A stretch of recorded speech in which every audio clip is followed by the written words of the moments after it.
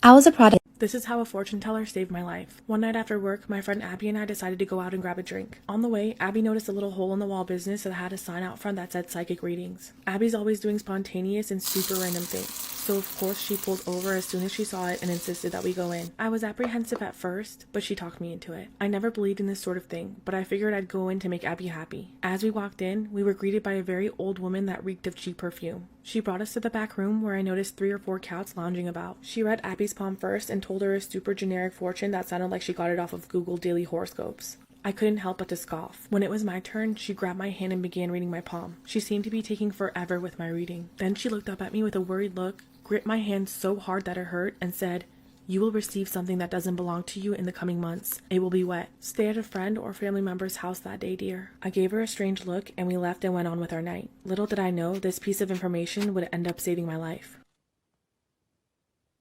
Part 2 of how a fortune teller saved my life. Months went by since I saw the fortune teller. I never gave what she said a second thought. One morning I woke up and went to go check the mail. There was a package on my doorstep, but I hadn't ordered anything recently. There was a bad storm that day, and the package was soaked. After taking it inside, I noticed that the package wasn't mine and it had been delivered to the wrong address. This is when it clicked in my head, and I remembered what the crazy old fortune teller lady had told me. I'll receive something that isn't mine, it'll be wet, stay at a friend's house that night. I'm not gonna lie, I was a little freaked out. I thought to myself it was probably a coincidence and that packages get delivered to the wrong address all the time. But what she said stayed in the back of my mind all day. I decided to stay at my sister's house that night just to be safe. I went over to her house in the storm and we had a much needed girls' night. The next morning I went home and I was shocked. Sometime last night during the storm, the large tree in my front yard had fallen on my house right on top of my bedroom. It completely broke through the roof, destroying my room and the hall. I got back in my car and drove to the fortune teller's business to thank her. When I got there, her business had been closed down and she was nowhere to be found. To this day, I still believe that her warning saved my life. Story time. My date doesn't pay her bill. I get to the restaurant 10 minutes early and she's already there eating appetizers. Then she goes ahead and orders the most expensive dinner on the menu and tells me that she did it because she knows that I'm paying. Small talk fails, and for 45 minutes she complains about how no one is refilling her wine glass. She mentions how she was told that I make a decent salary multiple times. I try to be civil and change the subject. Awkward conversational topics ensue, nothing even close to first date etiquette follows. 3/4 of the way through, I go to the bathroom and our waiter walks by, asking me if we're doing a reality show or something along those lines, since he has seen this disaster in motion. We talk about how wild this woman is for about 5 minutes, and then I ask him to stop at our table and ask about the bill. I immediately say split checks and give him $80, roughly 40 for my bill and 40 for his tip. The date looked shocked and ended up not being able to pay her bill, so the friend who hooked us up got a call and flipped the rest of her check. Her total came out to be about $75. Was I wrong for this? Or should she have paid? Story time. Accidental murder on a first date. I met a girl in a college class and noticed she was looking at golf clubs on eBay.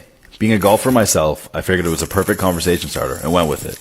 After an exchange of numbers and some conversation, we had a golf date at a local country club for the next afternoon. The first few holes went well, but then the 7th hole happened. I'm about 230 yards away from the green, so I pull out my wedge. I see the pair of sandhill cranes that were about 150 yards down the fairway, so I paid them no attention. I take my swing, and to my surprise, the ball was a low-line drive that got no more than a few feet off the ground. And to my surprise, one of the birds was in the way of the ball. It was a direct hit to the neck, and the bird went down for good. Sandhill cranes mate for life, so if one of them dies, the other will sit there for hours crying for the other one. It was sad, but little did I know she loved these birds, and the look on her face was horrific. She broke down in tears. We played the last 2 holes with maybe exchanging 10 words. Didn't hear from... Story time. Ignore my girlfriend's request for me to come over immediately. Every Saturday morning, my friends and I meet up to play soccer. This morning, while we were in the middle of a game with some other groups of guys, my girlfriend called me because she got a visit from a few of her friends who she told me about, and she asked that I come over immediately because her friends wanted to meet me. She lives about an hour away from the park where we play. I told her I'd be over as soon as the game ended, within a half hour. She said nothing and ended the phone call. After the game ended, I immediately showered and went over to her house. I even skipped the breakfast we normally have together after the game. When I got there, her friends had already left, and she gave me the silent treatment. I apologized profusely and offered to invite her and her friends to lunch in town. She still ignored me, and that annoyed me. I told her I didn't know why she's mad at me, but when she's ready to act her age and use words to explain how she's feeling, she knows where to reach me. I also added that lunch offer still stood until 2:30 when I have to go visit my brother and his wife. Am I wrong? Was I wrong for not going over immediately?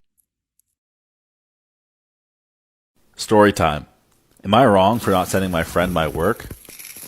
I'm in college in the UK studying engineering. It's not the easiest, but it's definitely manageable. Every time we get a new assignment, my friend asks for my work. Every single time. I mean, he's a nice guy, but he's not the brightest person out there. We're doing a math module at the moment, and he really needs to pass this module to get into university. But he's just hopeless. He never takes the time to do the assignments, and he just leeches off of everyone at every chance that he can get. His grades in other courses aren't great, but this is by far his worst grade. I'm fed up of sending him my work. I'm literally carrying him to university. So am I wrong if I stop sending him my work? Or should I try to help my friend get into university and figure his life out? Me and my wife are in our early 30s, and we've been trying to have a baby for several years now. Unfortunately, she is probably unable to get pregnant. We've run several tests, and it's only hers that come back with bad news. Additionally, I've accidentally gotten a girl pregnant a few years before I met my wife, who ended up having an abortion, so I know that it can't be me with the fertility issues. I don't blame my wife at all. In fact, I'm excited to talk to her about other options such as adoption or surrogacy. I love my wife so much that I would want to raise children together even if they're not biological. I was on the phone with my wife's mother the other day. She started saying unusual things. She said it was okay that I couldn't have kids, or maybe we could find a sperm donor for my wife, and she knew that I'd be a good dad even if the kids weren't related to me. I was confused. I told my mother-in-law that it was my wife who was having the fertility issues, not me. I'm sure it was a harmless misunderstanding, so I talked about it with my wife and she got really mad at me. She said it was her mom and I should have just went along with it because she always wants to be seen as good and capable in her mother's eyes. So am I wrong for sharing personal information with my mother-in-law? Much room for teasing and bullying in the future. I told him it's not our place as friends, but he thinks we're being assholes for not mentioning it to our friend. The parents-to-be, they scrambled their name and rearranged it to make it the baby's name. So it's not like the baby's name was a family name or anything. Would I be the asshole if I didn't say anything about teasing or bullying possibilities to my expecting friends? Should I say anything at all? My boyfriend and I are 18 and 35 weeks pregnant with our daughter. Since the day I found out we were having a girl, he was hell-bent on naming her Renee Esme, absolutely refusing to compromise. He's a massive Twilight fan, and I personally hate it and would much rather that we don't name our baby after a fictional character. It kind of hit a boiling point last night. For weeks I've been telling him we're coming up with something different because I'm not naming my child that. So later I go onto Instagram and I see that he posted a picture of both of us, and in the caption he wrote, "I can't wait to meet you, Renee Esme." I got really mad at this. I told him to delete it or change the caption because I'm not naming our daughter that. He refused, saying that his friends now know about it and we have to stick with it. And I said, I haven't agreed to naming our daughter after some stupid made-up character from the worst book ever made. Delete it now or get out of my house. He left to spend the night at a friend's house, and my parents, who heard the argument, said I should just let him name our daughter that, saying it probably means a lot to him and that I'm being unreasonable. So am I the one that's wrong here?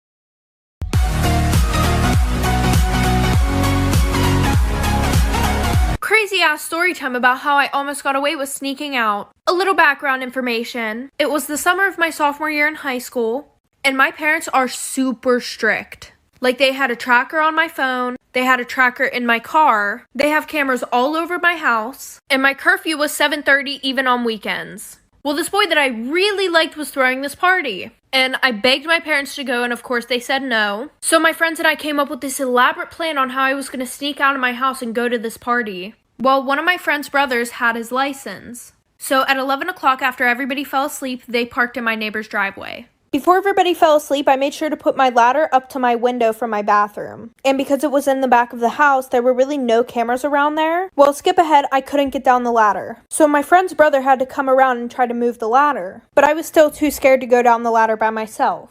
So her brother crawled up the ladder, and once he was on the roof, he tried to help me get down. Well, then he fell like for part two. Part two about how I almost got away with sneaking out. So like I said, he fell off the roof. Let me elaborate on that. So while I was going down the ladder, my foot slipped. So he grabbed a hold of my hand, and I started falling along with the ladder. So then he grabbed a hold of the ladder, tried to pull it back, but when he did that, he flipped over the ladder. Well, he fell through this glass table that was on the deck that was around my pool, and everybody in my house woke up.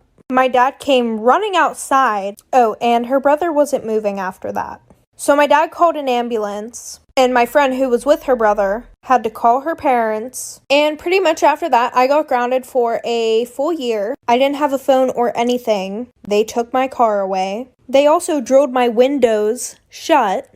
My friend didn't get grounded because her parents knew that she was going to this party. Oh, and her brother was in a coma for 3 months. Story time about the girl who was absolutely obsessed with me in high school. So it was my junior year in high school, and I'm just going to tell you guys the first story of how I knew that she was absolutely obsessed with me and wanted to be me. Well, I had been dating this guy for like a month, and I sent him nudes. Well, my nudes got spread around the school.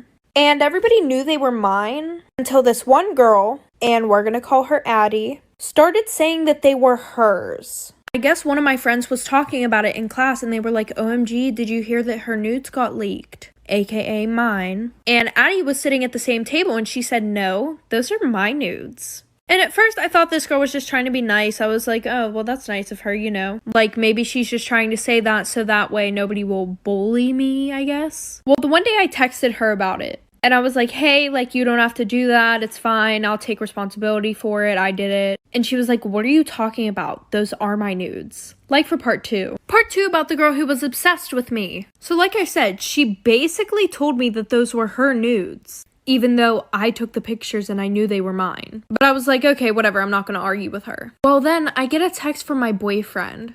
And he goes, what the fuck? You're so weird. Why would you send me somebody else's nudes? And I'm just sitting there like, what the fuck? And I tried to explain to him that I had no fucking clue why this girl was saying they were hers. But then he said that I was weird as fuck and he broke up with me. So like a week later, I see them walking around school together. And my friends tell me that they're now dating. And I really wasn't that mad about it. I was like, okay, maybe that's the only way that she could think of to get a boyfriend. Well, I forgot that my Instagram was logged in on his phone because he had super bad trust issues and wanted to make sure I wasn't cheating on him. So I text him and I'm like, hey, can you take my Instagram off your phone? And I saw that he read my text message, but I got no response. Well, a week later, you guys are never gonna guess what fucking happened, like for part 3. Part 3 about the girl who was obsessed with me. So like I said, I texted him and I got no response back. So I run into him the next day at school.